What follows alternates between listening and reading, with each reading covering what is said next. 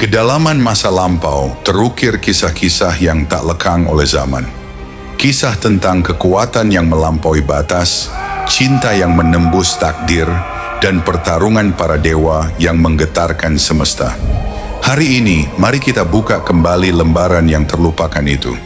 Siapkan dirimu, karena kita akan melanjutkan perjalanan ke Sonitapura, tempat di mana seorang raja perkasa bertangan 1000 akan menghadapi ujian terberatnya.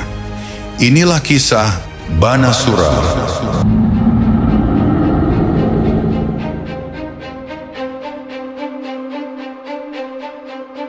Di bagian pertama kisah Banasura, telah kita ketahui bersama bagaimana ia melakoni tapa berat nan panjang selama 12 tahun.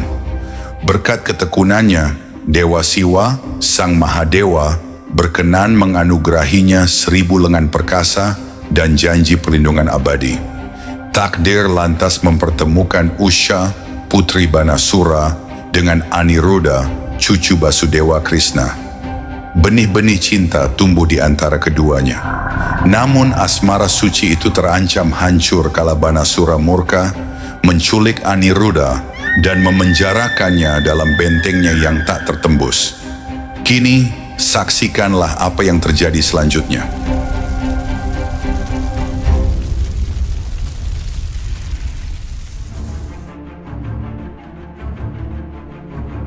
Kabar penawanan Aniruddha oleh Banasura seketika mengguncang Dwarka. Kedatangan Resi Narada membawa kegelisahan mendalam di Sanubari, para pemimpin Yadawa dan keluarga besar Basudewa Krishna. Aniruddha, cucu kesayangan Krishna dan ksatria pilihan dari klan Vrishni, kini terenggut dari pelukan mereka. Ini bukan sekadar persoalan asmara pribadi, melainkan telah menjadi noda pada harga diri dan kehormatan kerajaan sebesar Dwaraka. Di bawah panji Basudewa Krishna, bala tentara Narayani Sena bergerak maju menuju kerajaan Banasura, Sonitapura, dengan kekuatan yang tak terlukiskan. Mereka mengepung benteng Banasura dengan 12 aksyauhini, pasukan Narayani Sena. Sebuah lautan prajurit yang tak terhingga jumlahnya. Pertempuran ini ditakdirkan menjadi sebuah kehancuran, menguji keberanian setiap prajurit Narayani. Pasukan Yadawa mengepung benteng Banasura, menyegel setiap jengkal kerajaan dari segala penjuru. Kekaisaran Banasura yang selama ini dianggap tak tertembus, kini bagai seekor naga yang terjerat jaring. Akan tetapi Banasura, seorang raja maha perkasa dan pemuja setia Dewa Siwa, melancarkan serangan balik yang begitu mengerikan. Ia mengumpulkan laskar Asura dan menghantam pasukan Yadawa dengan gempuran dahsyat. Dengan kekuatan 1000 lengan yang diberkahi oleh Dewa Siwa, setiap tangannya bagai memiliki tenaga 1000 gajah, menjadikan Banasura bak badai yang tak dapat dihentikan. Kekuatan Banasura yang luar biasa, kekuatan maya, dan dengan siasat perangnya, mulai menguras tenaga pasukan Narayani Sena. Medan laga berubah menjadi hamparan kekacauan dan malapetaka, di mana garis tipis antara hidup dan mati semakin buram di setiap detik yang berlalu.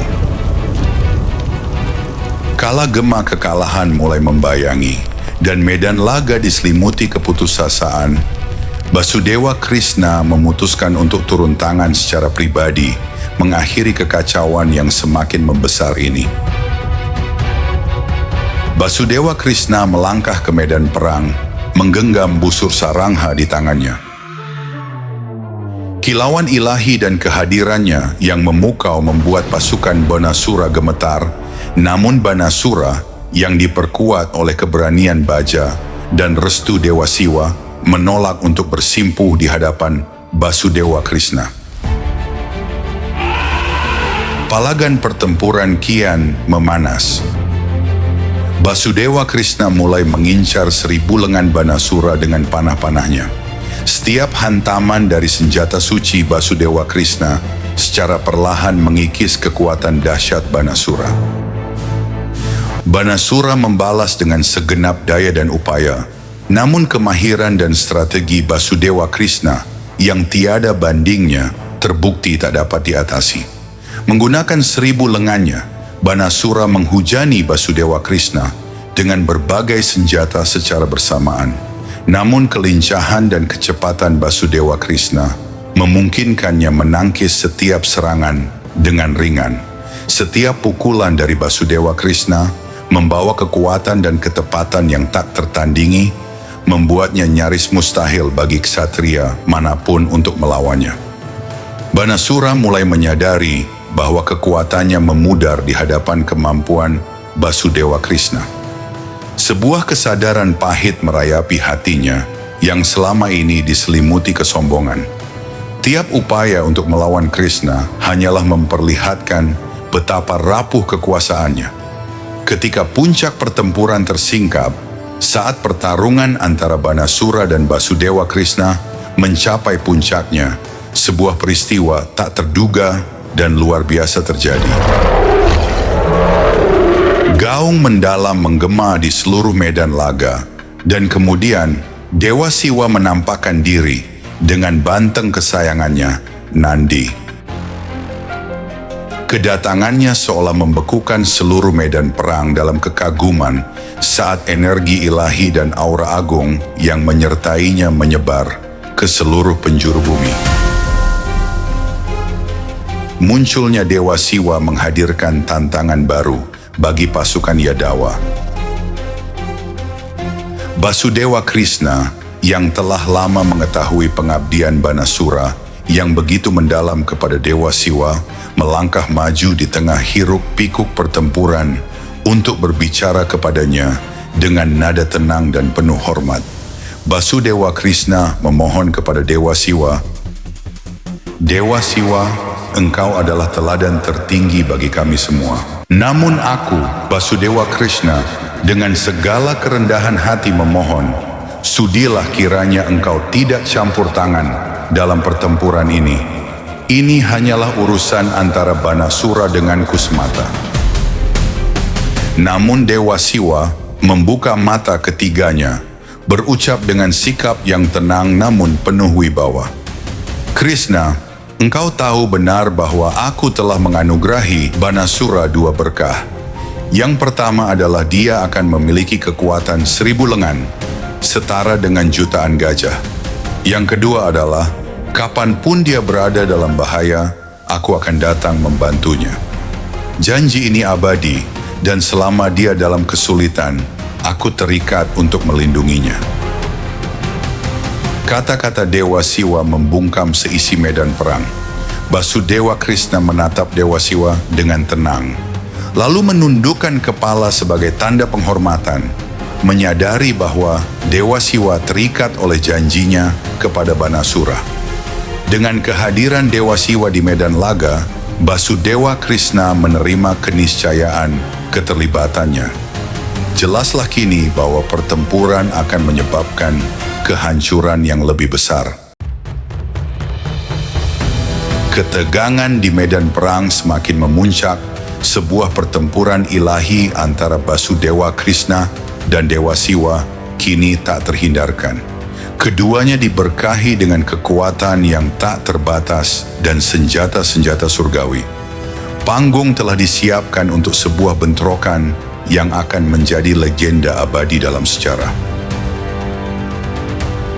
Mula-mula, Basudewa Krishna melancarkan Brahmastra yang dia lepaskan dengan kekuatan yang tak terukur. Senjata ini berbenturan dengan Brahmastra milik Dewa Siwa. Tabrakan keduanya menciptakan gelombang energi yang luar biasa, menyebabkan badai dahsyat dan gema yang memekakkan telinga menggelegar di seluruh medan perang. Pertempuran kini telah melampaui sekadar adu senjata. Ia telah menjadi tolak ukur kekuatan para dewa. Basudewa Krishna kemudian membalas setiap senjata Dewa Siwa satu persatu. Ketika Dewa Siwa memanggil Wayawastra, Basudewa Krishna membalas dengan Parwatastra yang diresapi dengan kekuatan gunung sepenuhnya menetralkan senjata Dewa Siwa. Berikutnya, Dewa Siwa menyerang dengan Agniastra, kekuatan api yang membakar. Untuk menandinginya, Basudewa Krishna menggunakan Warunastra yang memadamkan nyala api dan menenangkan bara dahsyat di medan perang. Paling monumental terjadi ketika Basudewa Krishna melepaskan Narayanastra, senjata pusaka Dewa Wisnu, melawan Pasupatastra milik Dewa Siwa, yang dikenal sebagai senjata paling ampuh dari sang penghancur. Narayanastra menghadapi Pasupatastra dengan kekuatan yang tak tertandingi, dan tabrakan mereka terasa hingga ke alam surga. Kilatan petir dan gelombang energi memancar ke segala arah, membuat medan perang semakin mencekam dan mengerikan.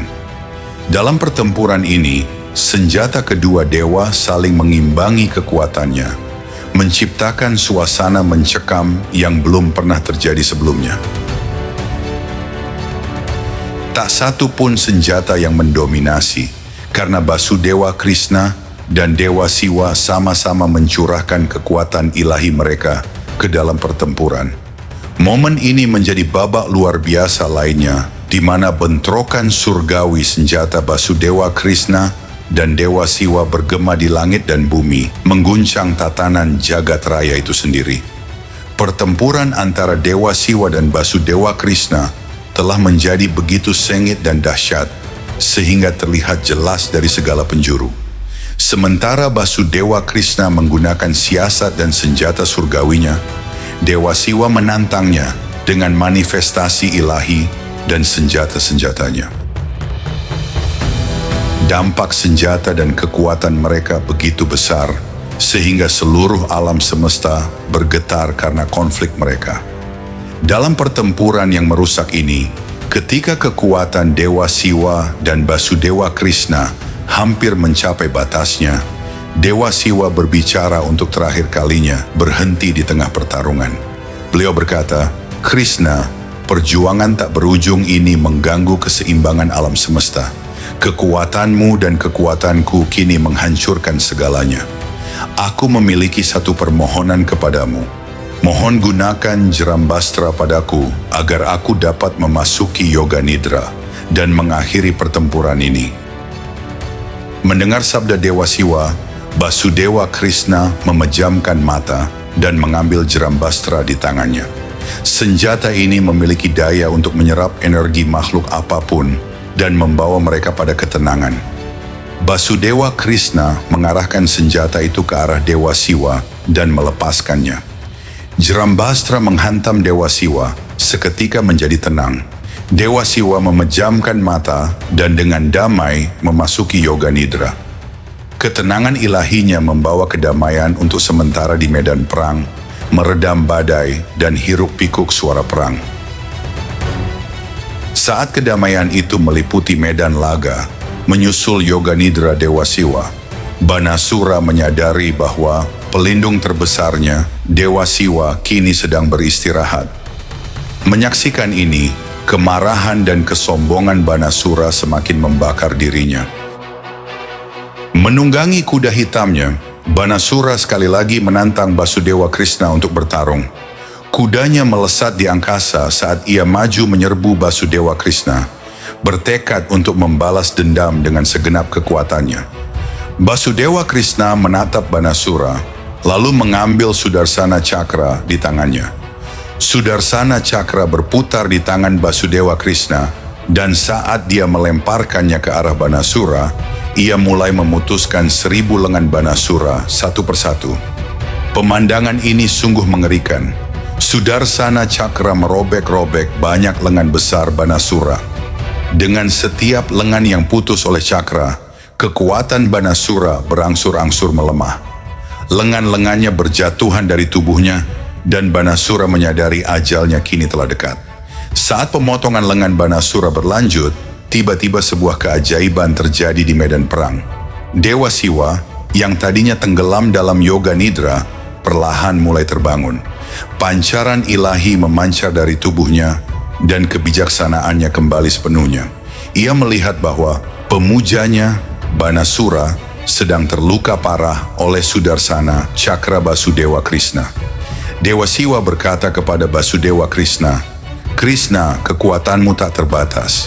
Jika engkau telah memutuskan untuk menghancurkan Banasura, aku dengan segala kerendahan hati meminta agar engkau tidak membunuhnya. Dia adalah pemuja kesayanganku, dan aku telah menganugerahinya berkah khusus. Menyelamatkan hidupnya adalah tugasku." Basudewa Krishna mendengarkan kata-kata Dewa Siwa dan dengan serius menjawab, "Dewa Siwa, aku tidak pernah benar-benar berniat membunuh Banasura. Dia adalah putra Raja Bali dan cicit dari Prahlada. Wamana Awatara telah berjanji kepada Bali bahwa semua awatara Dewa Wisnu tidak akan melukai anggota keluarganya. Oleh karena itu, aku tidak akan menghancurkan Banasura." Demi menghormati Dewa Siwa, Basudewa Krishna memutuskan untuk mengampuni Banasura, namun dia juga mengambil langkah yang penuh belas kasih dan keadilan. Basudewa Krishna berkata kepada Banasura, "Engkau terlalu sombong akan kekuatanmu yang luar biasa. Kini keangkuhanmu telah hancur, namun aku tidak akan mengambil nyawamu."